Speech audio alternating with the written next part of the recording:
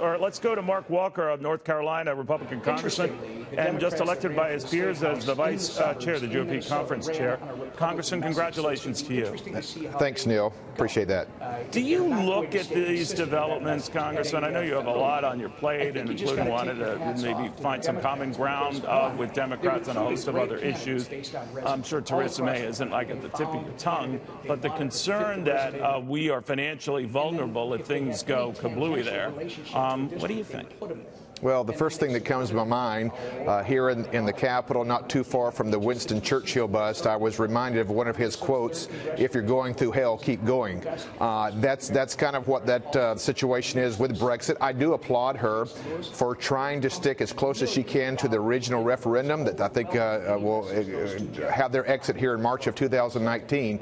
But when it comes to how that impacts the inner workings of the House, I think that's yet to be seen. I think a lot of that will be post-March as we go into next year. This might be in the weeds, Congressman, but the president and Theresa May apparently had a phone call. She called him on Air Force One as he was heading out to Paris for the World War I commemorations. And he apparently lit into her on Brexit, that she was dragging her feet, that the people had decided this issue in Britain over 2 years ago. What's going on? I'm paraphrasing, but he was expressing frustration with that. Do you share that frustration that the will of the people, at least at the time, is not being honored? Well, I don't normally get into what the people of Great Britain should or shouldn't be doing. I am focused as far as how much it impacts us, but I won't take a pass completely saying, yes, in any place, any country, any civilization, if the people have spoken, part of the leader's responsibility is to follow through. It's been a little delayed, but I am glad to see there is something on the date to moving forward at this point. In the meantime, sir, Bill Pascrell, your colleague from New Jersey, a Democrat who sits on the House Ways and Means subcommittee and will likely chair the one that deals with trade issues, has said he wants to take another look at the accord the president signed with the Canadians and the Mexicans.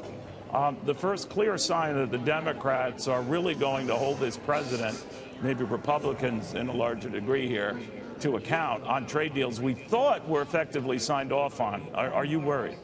I'm worried, but I'm more frustrated because these are deals that actually help the American people.